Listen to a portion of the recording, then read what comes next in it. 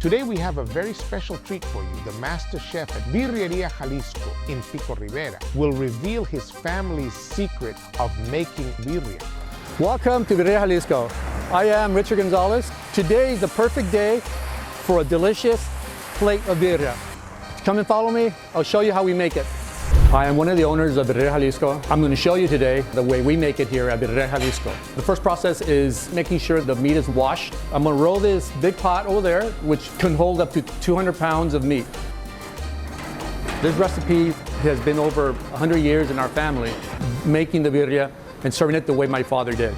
Everything I'm doing today, he has taught me. We don't cut corners. What he has shown us is what we're going to do today. This part is very important as far as cleaning the meat. I think washing the meat properly when people make birria and they have bad taste or bad odor, it's because it starts off here. If you do not clean and wash your meat properly, that is what happens. That's one of the culprits of the stigma that birria has for having a certain flavor.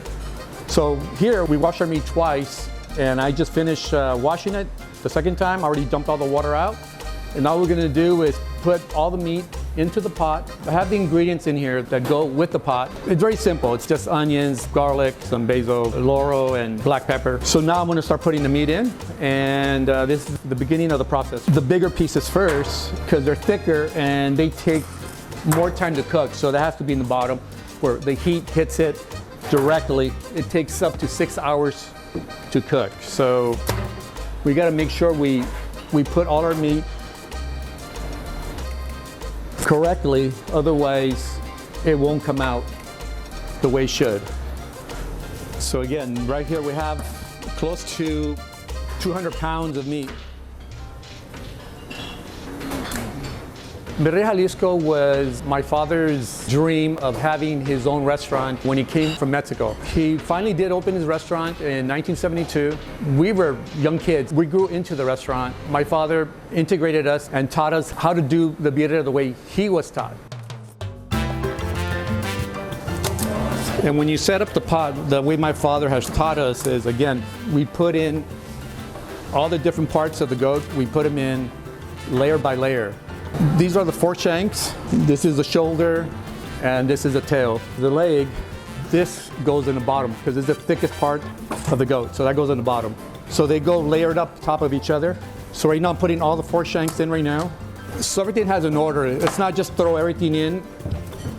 Otherwise, it's just not going to come out. It's not going to cook properly. Then I move over to the ribs.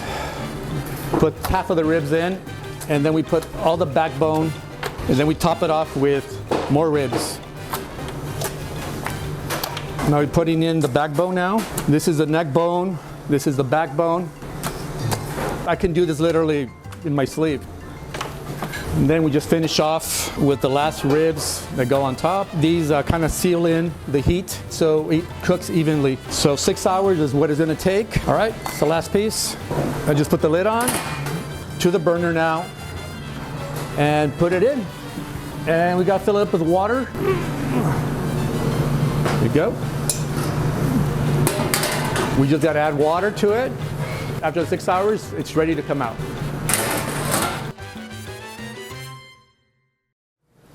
All right, it looks like it's time. It's time to take out the meat. It's been 6 hours, so I'm going to turn off the flames now.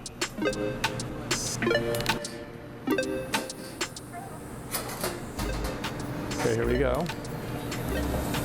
With our fingers, we touch the top part, and if our fingers go through, then it's ready.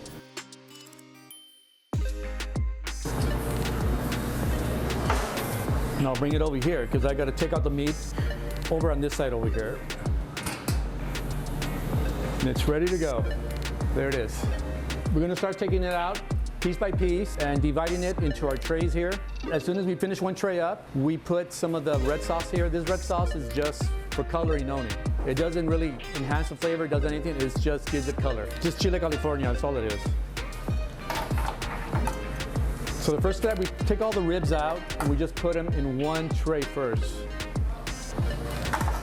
I'm always checking to make sure that it's tender and it's soft. Right now it's perfect.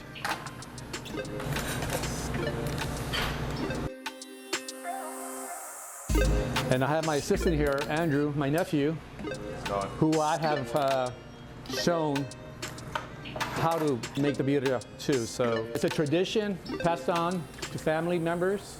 Once I can't do this, at least he knows how to do it.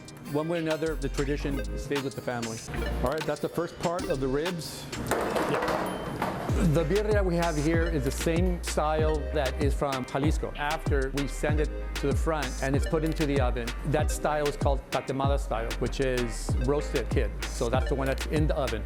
So now we're gonna take out all the backbone, divide this into 3 trays. The older the goat is, the tougher the meat is. They tend to be over 50 pounds, and then the meat's very tough.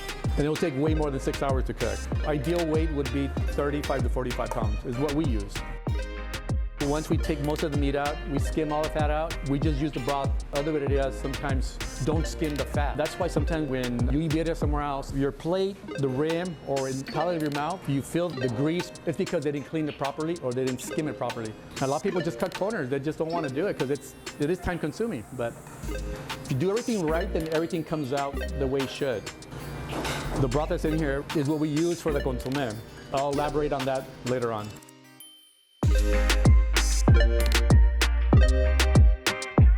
So that's all the backbone. Now we're going to take out the second layer of ribs now.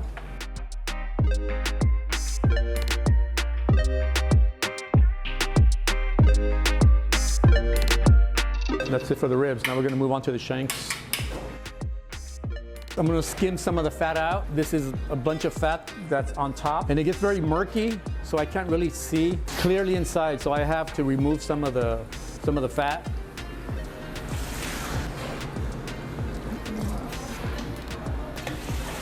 Once you get to a certain point where you can actually see the pieces, do one more and that should be good. Okay, so we got the 4 shanks coming out. These tend to fall apart if you don't take them out correctly. Meat everywhere.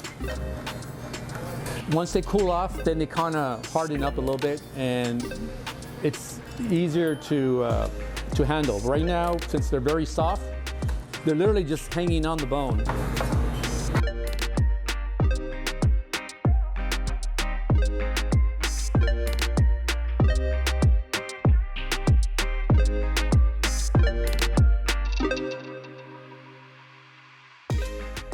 And that should do it.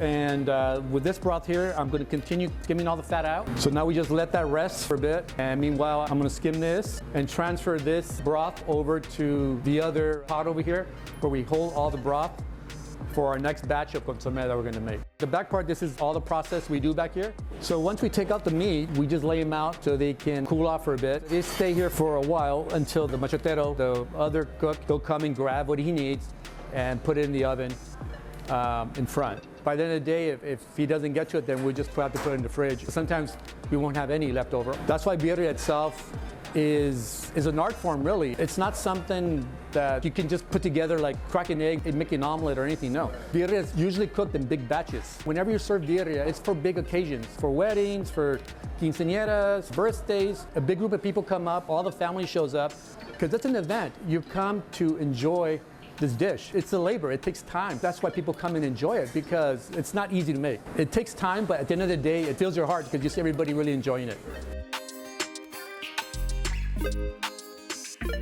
This broth is what I'm going to use to make the consommé. First off, we use tomatoes, whatever X amount of boxes of tomato, and then we have our grinder over here, and we run our tomatoes through this, our stone grinder. The reason why, because the stones, when it grinds down, it adds flavor to the consommé. And we also use these stones to make our hot sauce. That's why it has that smoky, rustic flavor because of the stone. They go through here, they're pushed over to the pot, and then the broth is equal parts is what it is basically. So if we have 20 scoops of this, it'll be 20 scoops of the broth. And then at the end, we use our spices, which is our secret batch.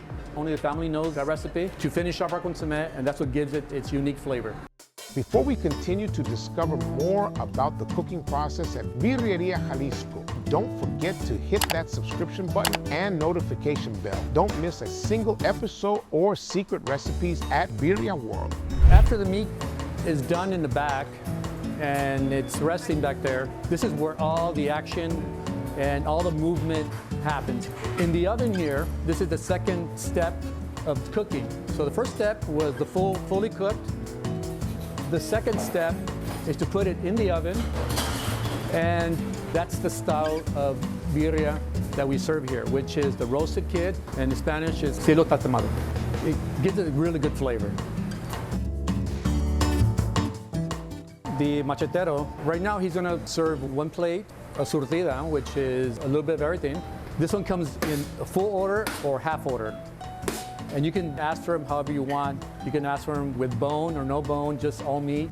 We also serve the foreshank, one whole piece of a foreshank. That's a specialty.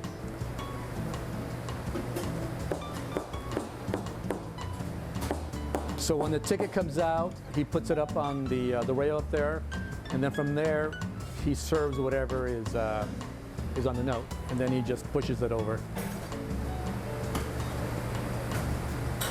Serving orders to go also.